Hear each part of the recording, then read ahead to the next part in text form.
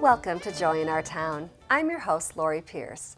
Today, I'd like to welcome Katrina Ehrenberg to the show. She's a mental health therapist of Moline campus of Skipalong. Welcome to the show. Thank you. I'm glad to be here. Yes. Well, today we're going to be talking about common childhood stress. So tell us briefly about Skipalong and your role with the organization. I'm at Skipalong at the Moline campus. I'm the mental health therapist on staff.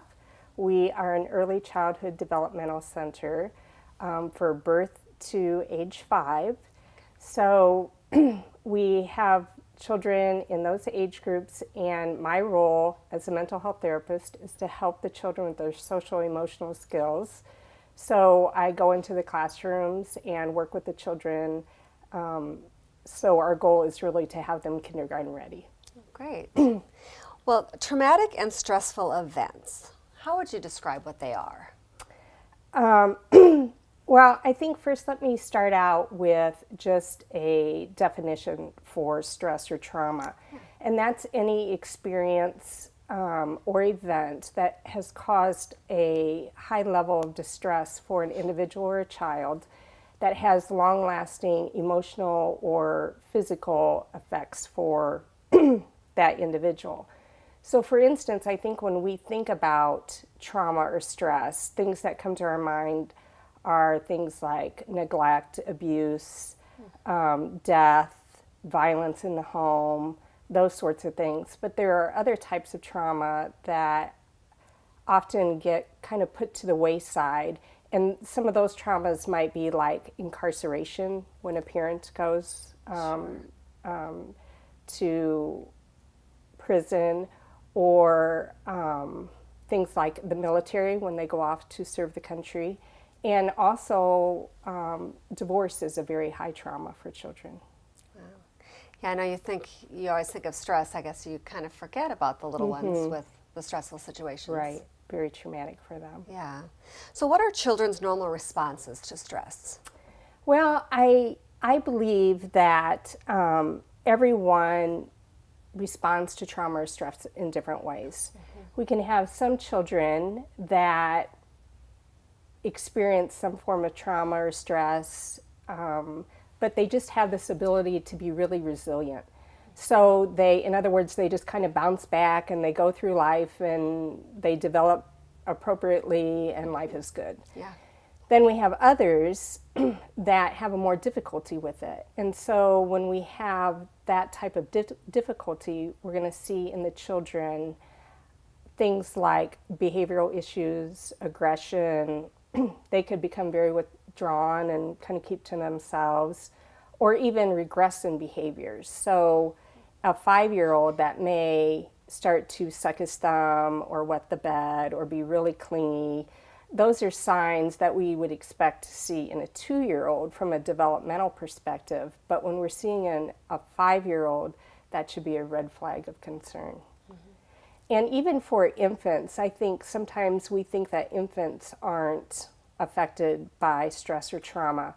But if that caregiver is feeling stressed, then that baby is naturally going to feel that stress. So within the babies, you often will see that they're inconsolable, they have problems eating, they're really fussy.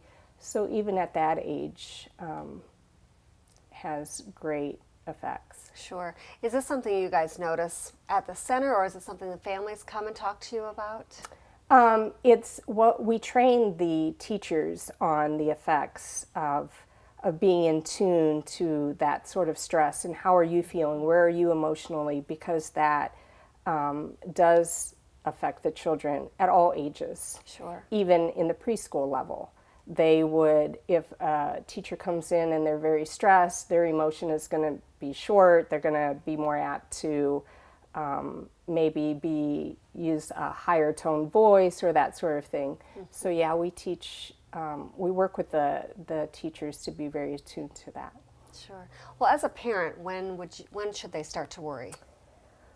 Well, I think that any time that a child is demonstrating any form of abnormal behaviors, and I'm going to use abnormal as it's not their personality. So they used to be happy and outgoing, and now they're really withdrawn, that would be a level of concern. And especially if it goes on for, I would say, like 2 to 3 weeks, then it should raise the red flag that something's going on for this child, and we need to really kind of evaluate that and see what's going on for them.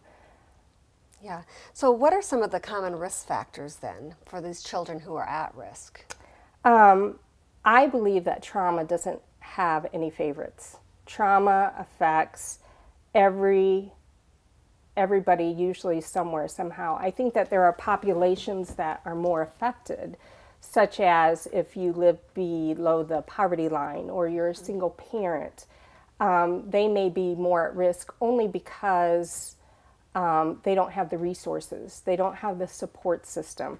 So often it is a lot more difficult for that population. But nobody is really immune to trauma. And for instance, let me give you an example. 50% of first-time marriages end in divorce. And if we think about that, we can think about then how many of our children that we care for or that we come in contact are going to experience the divorce. And as I said early on, that is definitely a type of trauma. Sure. Yeah. So how do we talk with our own children about traumatic events when they happen? I think that the most important thing is to be honest and true. We want to build a trusting relationship with our children, and when we don't, I think often sometimes we don't tell them the truth because we think that we're protecting them. It'll keep them safe, but actually it has an opposite effect. So, for example, if a child's father was killed in an automobile accident, we would want to say, Dad died, not Dad went to sleep. So it gives it that more concrete feel and understanding, so the child isn't thinking, when is Dad going to wake up?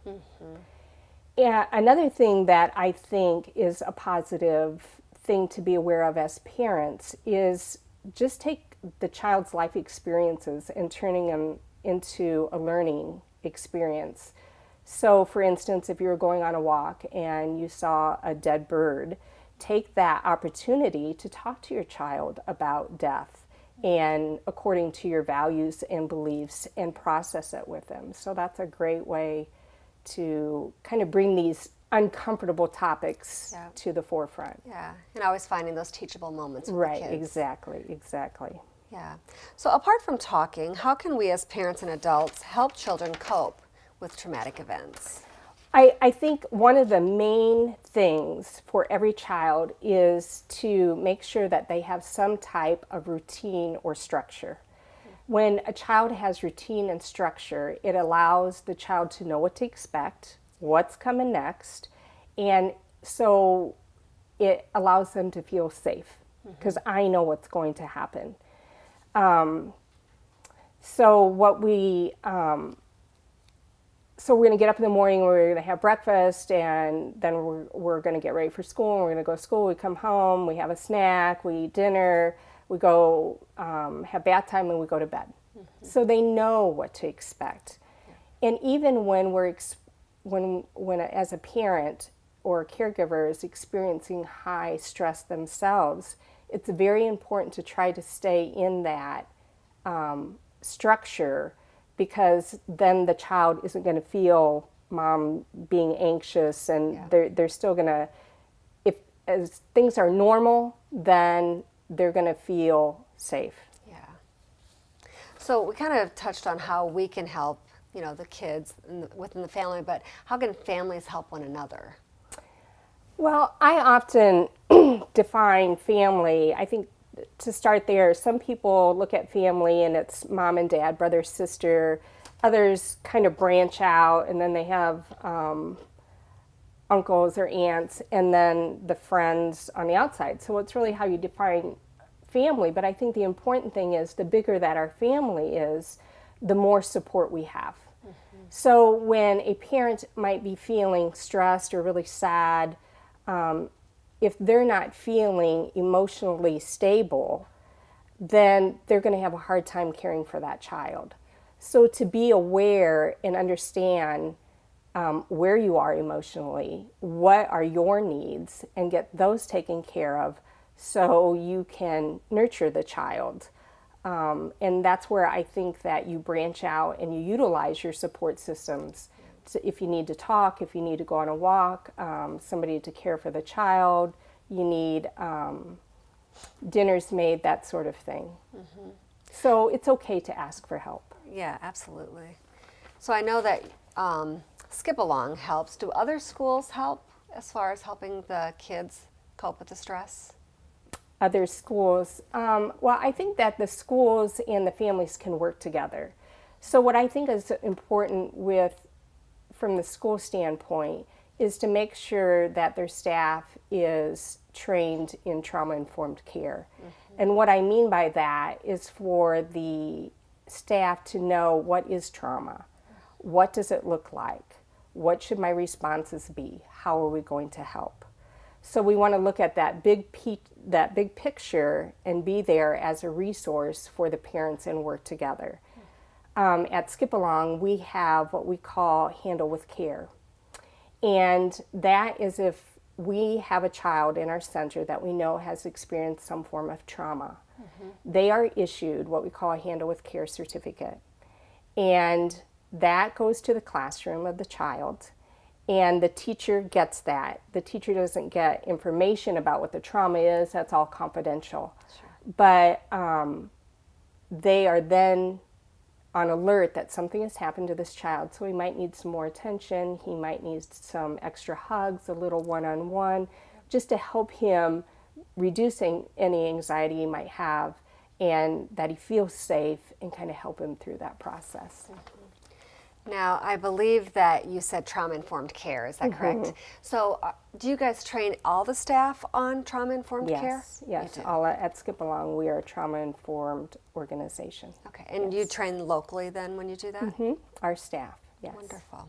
So if someone wanted to go to get appropriate help, where could they go? Well, it's been my experience that our community has many resources to offer. The trouble becomes that a lot of times we don't know where to go and get them. What are those resources? So without information, it's hard to go and acquire them.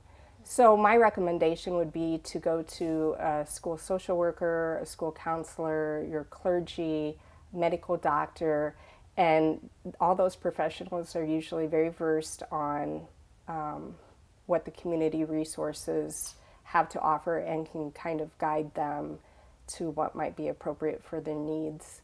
At Skip Along, within our organization, we have a program called Open Door.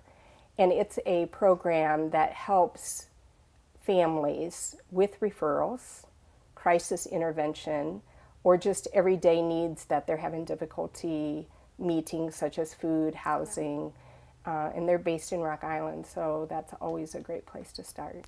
Great. I want to thank you so much, Katrina, for coming to the show today and giving us. You gave not only great information, but information that anyone could use, in their own home with their own children. Right. So thank you so much. It was my pleasure. Yeah. And thank you so much for tuning in. We'll see you next time on Joy in Our Town. More than 600 people are living with HIV and AIDS in the Quad Cities. Over 150 of them don't know it. The project at the Quad Cities provides support to hundreds of individuals and their families in Iowa and Illinois. We've performed thousands of confidential HIV tests and helped HIV-positive mothers give birth to 18 HIV-negative babies. Our mission, Your Life, the project of the Quad Cities, committed to action in the battle against HIV, STI, AIDS. Welcome to Joy in Our Town. I'm your host, Lori Pierce. Today, I'd like to welcome Sasha Trice, mental health therapist of the Rock Island campus of Skip Along.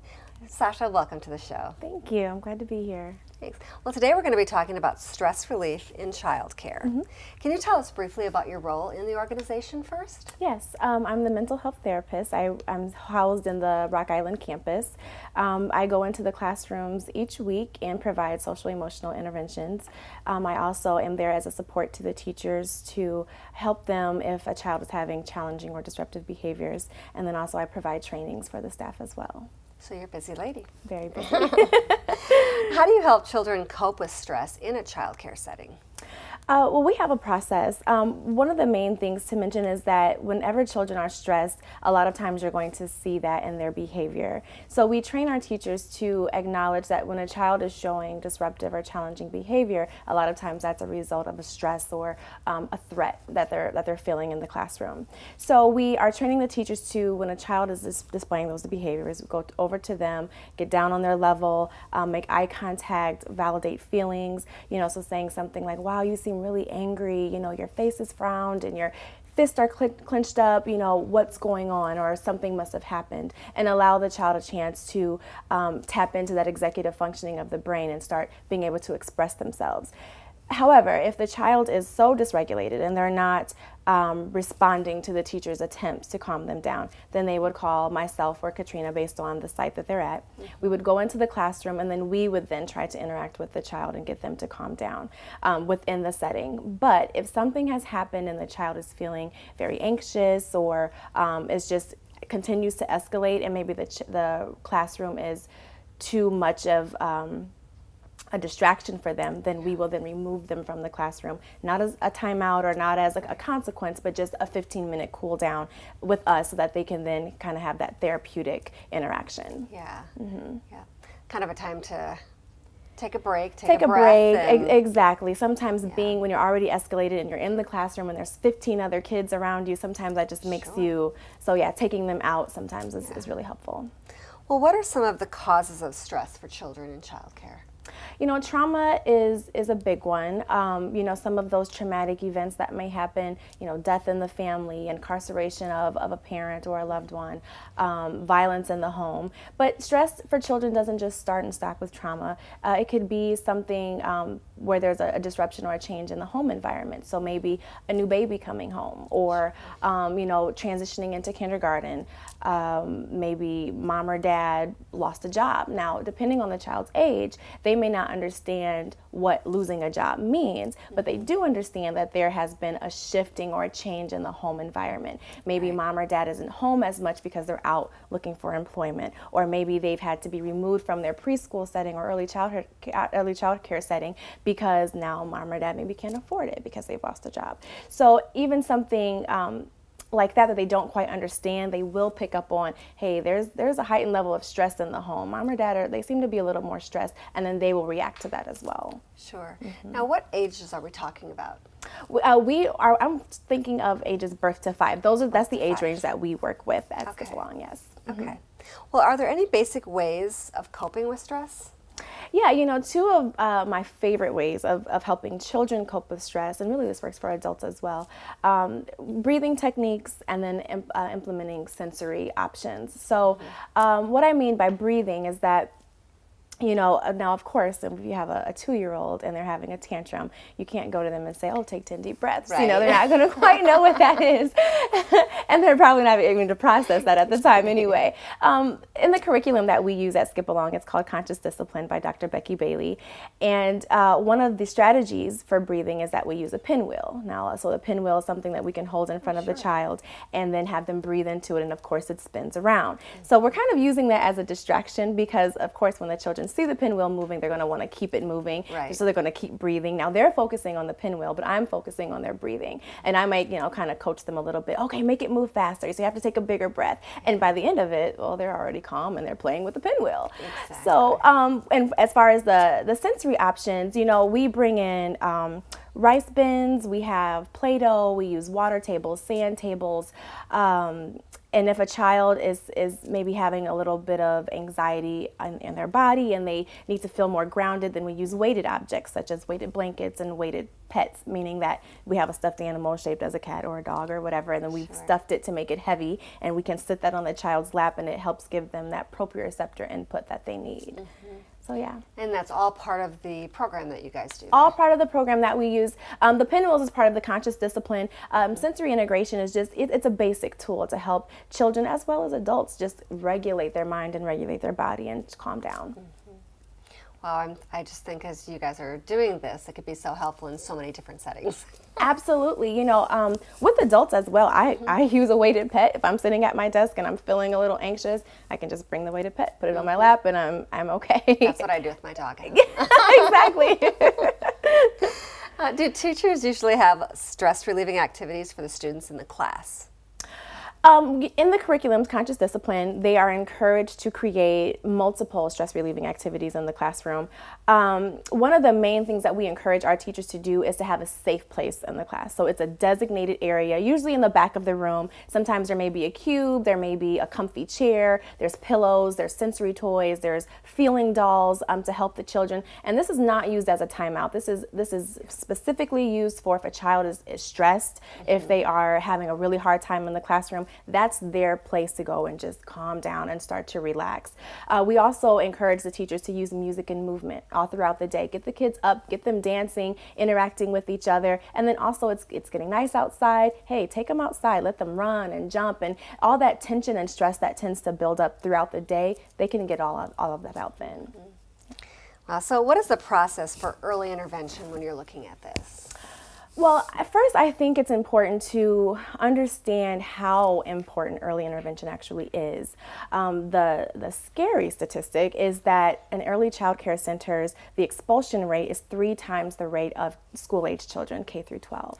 For the young ones. For the young ones. So it's our little ones that are being expelled the most. And a lot of times it's because of those stress responses, that trauma, and their behaviors that are in the classroom. If the teachers or staff are feeling like, oh, this is too much for me, I can't handle this, then the result is the child is removed from the early care and education center. So it's important that early intervention in itself is very, very important. And then, I'm really pushing for, more and more agencies to become trauma informed, and really be trained in trauma informed care. It's very important. And it's more than just going through a training and saying, okay, yeah, our agency is trauma informed, but it's an actual mental shift. It's a paradigm shift. We are no longer looking at the child and their behavior and saying, oh, what's wrong with that child? Oh, that child is defiant, or that child is oppositional. We're now saying, what happened to that child? What happened to make that child feel threatened right now? What has happened to bring that child in the state of anxiety where they're choosing to behave in these challenging ways? So when you are actually working and operating in a trauma-informed care lens, and you are really shifting your interactions and your responses to the children and their behavior. And I think that's very, very key in early intervention, as well as being attuned to the child's social and emotional needs, and sometimes we focus on the academics or we focus on the development and we leave out the social emotional part, but that's very, very key to child development and all. So helping children learn to share, helping them take turns, teaching them empathy, helping them engage and play with others, that's very, very helpful, and I believe can boost their academic success as well. Oh, I agree. There's probably a lot of places out there, not to their fault, they're just not trained in this. Exactly. And we think they're just bad kids. They're just acting out. Exactly. Where you guys are just diving in. Absolutely. And it's so important. Absolutely. Yeah. So does the teacher come and analyze the student, or do you provide a specialist that comes in to each student?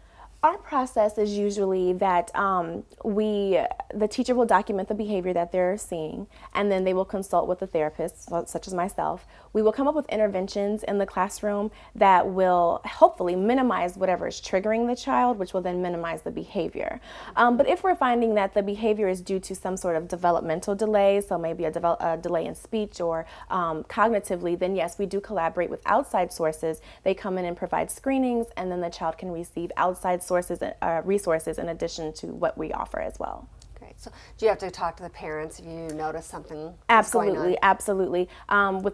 We have teachers document. Once we've tried our interventions, then we have a conference with the parents as well and say, hey, this is what's going on. This is what we've documented. This is what we've tried. Let's get some screenings in here and see if there's something else going on. Yeah. So do you believe that every behavior has a purpose? Absolutely. I'm a strong believer in that. I believe that everything that we do, whether it's an adult, whether it's a child, there's an underlying meaning to it. For children, a lot of times they behave in ways to get their needs met. So if a child is misbehaving in the classroom or showing disruptive behaviors in the classroom, then it would make me wonder, okay, did they feel threatened? And so their brain is telling them to kick into that survival state of fight, flight, or freeze.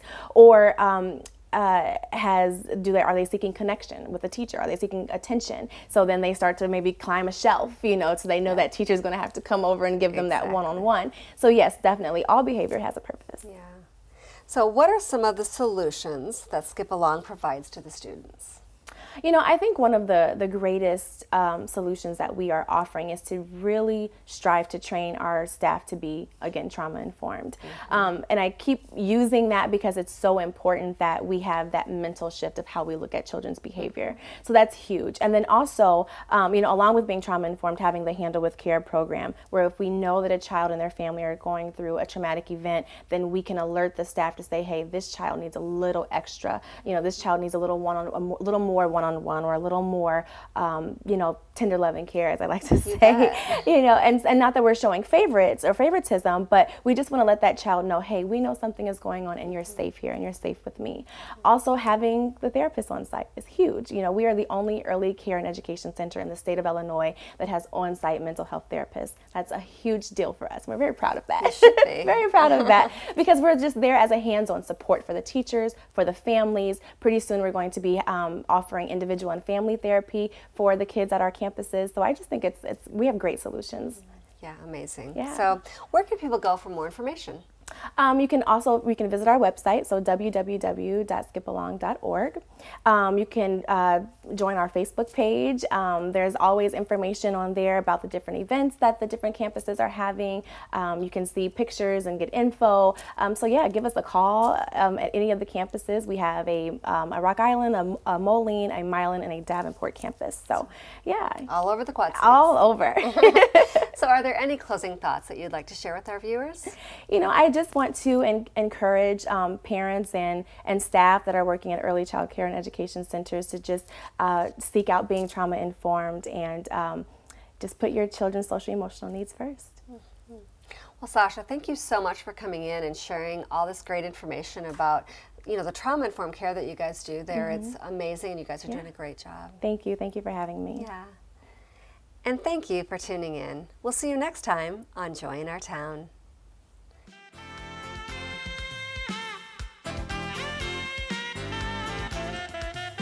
This program has been sponsored by the Trinity Broadcasting Network and made possible by your telethon dollars.